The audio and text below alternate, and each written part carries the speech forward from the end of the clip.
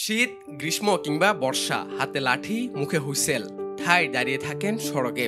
নগরীর জীবনযাত্রা ও যানজট নিরসনে গুরুত্বপূর্ণ ভূমিকা পালন করেন তারা। সড়কেই থাকেন বন্দী, নেই কোনো নিস্তার। ঝড় বৃষ্টিতেও তারা কখনো ছাতা মাথায়, আবার কখনো রেইনকোট পরে দায়িত্ব পালনে সদা প্রস্তুত। সারাদিন রাস্তায় দাঁড়িয়ে ক্লান্ত পরিশ্রান্ত দেহ নিয়ে সড়কের পাশে বিশ্রাম নেয়ার ঠাইটুকুও যখন নেই, পাশাপাশি নেই কোনো স্যানিটেশন ব্যবস্থাও, তখন কেমন লাগবে? বলছিলাম সড়কে থাকা ট্রাফিক পুলিশের কথা।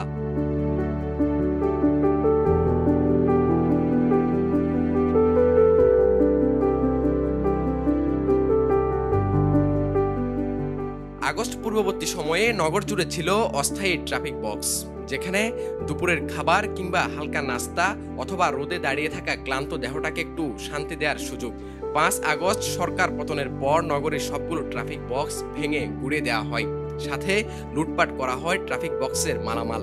জানা যায় স্থায়ী কোনো ব্যবস্থা না থাকায় এ সকল বক্সের বিষয়ে নেওয়া হয় না সরকার কর্তৃক কোনো ব্যবস্থা। কারণ খুঁজতে গিয়ে আরও জানা যায় স্থায়ী জায়গার বন্দোবস্ত না থাকায় স্থায়ী কোনো পদক্ষেপ নিচ্ছে না সরকার।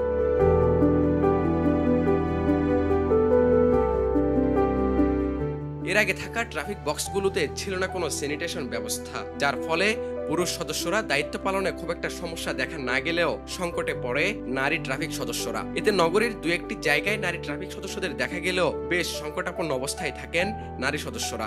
রাস্তার মোড়ে দাঁড়িয়ে যে ট্রাফিক পুলিশ সারাদিন যান চলাচলের শৃঙ্খলা রক্ষার গুরু দায়িত্বটি পালন করছেন, শত কষ্টের পরও একভাবে তাকে খেসারত দিতে হচ্ছে। স্ট্যামফোর্ড ইউনিভার্সিটির বায়ুমণ্ডলীয় দূষণ অধ্যয়ন কেন্দ্রের একটি সমীক্ষা বলছে, যানবাহনের শব্দ দূষণের কারণে 11.8% ট্রাফিক পুলিশের শ্রবণ শক্তি ক্ষতিগ্রস্ত হচ্ছে। এত সকল বিসর্জনের পরও যেন দায়ের বোঝা কমছে না তাদের।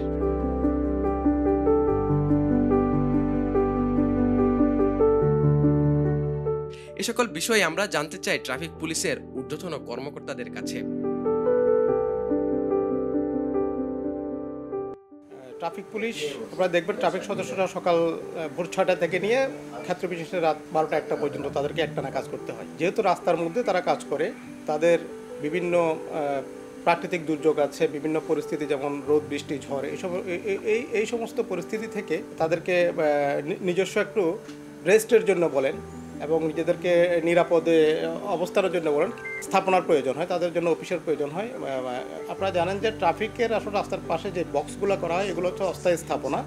এগুলি যেহেতু নিজস্ব কোনো জায়গা নেই, এগুলি বেশিরভাগই রাস্তার পার্শ্ববর্তী জায়গায়, মানে অব্যবহৃত জায়গাগুলোতে করা হয়। এর জন্য কোনো সরকারিভাবে আসলে তেমন কোনো বরাদ্দ থাকে না এবং সরকারিভাবে বক্সগুলো নির্মাণ করার খুব একটা সুযোগও থাকে না, যার প্রেক্ষিতে আমরা চেষ্টা করি আমাদের পুলিশ সদস্য যারা, ট্রাফিক সদস্যরা যারা রাস্তায় দিবারাত্রি কাজ করেন, তাদের একটু স্বস্তির জন্য আমরা অনেক সময় নিজস্ব উদ্যোগে, আবার কিছু কিছু ক্ষেত্রে আমরা সমাজের উৎসাহী ব্যক্তিদের, ব্যক্তি প্রতিষ্ঠানের তারা এগিয়ে আসেন, তারা এই স্থায়ী বক্সগুলো করে দেন। এই ট্রাফিক বক্সগুলোতে ট্রাফিক সদস্যরা তাদের কাজের ফাঁকে তারা যখন অফ পিক আওয়ার থাকে, অফ পিক আওয়ারগুলোতে ওইখানে গিয়ে একটু রেস্ট করার সুযোগ পান। আপনারা জেনে থাকবেন, খুশি হবেন যে এর আগের যে ট্রাফিক বক্সগুলো ছিল, এগুলো ছিল নর্মালি একটা বক্স, ওইখানে ট্রাফিকের সদস্যদের কোনো ওয়াশরুম ফ্যাসিলিটি ছিল না। এখন আমরা যেটা চেষ্টা করছি, আমাদের মাননীয় police commissioner sir, additional commissioner traffic sir, ওনাদের আগ্রহের ফলে আমরা এখন যে বক্সগুলো করছি রাস্তার পাশে, ওগুলোতে দেখবেন আধুনিক টয়লেট ফ্যাসিলিটি সমৃদ্ধ এবং বিশুদ্ধ পানির সরবরাহ সেখানে থাকে।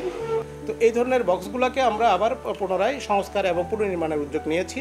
অলরেডি এগুলো আমাদের কাজগুলো চলমান আছে, ইতিমধ্যে অনেকগুলো হয়ে গেছে, আর কিছু কাজ চলছে। তো আমাদের এই যে বললাম, পুলিশ কমিশনার এবং এডিশনাল কমিশনার স্যারের নির্দেশনায় আমরা ওইগুলোকে পুনর্নির্মাণ প্রায় করে ফেলেছি। এখন থেকে এগুলো নির্মাণ হয়ে গেলে আমাদের পুলিশ সদস্য যারা ডিউটি করছেন, তারা রোদ, বৃষ্টি, ঝড়ে তারা কিংবা তাদের কাজের ফাঁকে অবসরের জন্য একটু স্বস্তি পেতে ওই বক্সগুলো ব্যবহার করতে পারবে। আমাদের শহর যাদের জন্য নিরাপদ, জ্যাম নামক যন্ত্রণা থেকে মুক্তি দিতে আমাদের জন্য দিনের পর দিন কাজ করে, তাদের প্রতি সৌহার্দ্যপূর্ণ আচরণই কাম্য। আহমেদ শারজিল, বাংলাধারা, চট্টগ্রাম।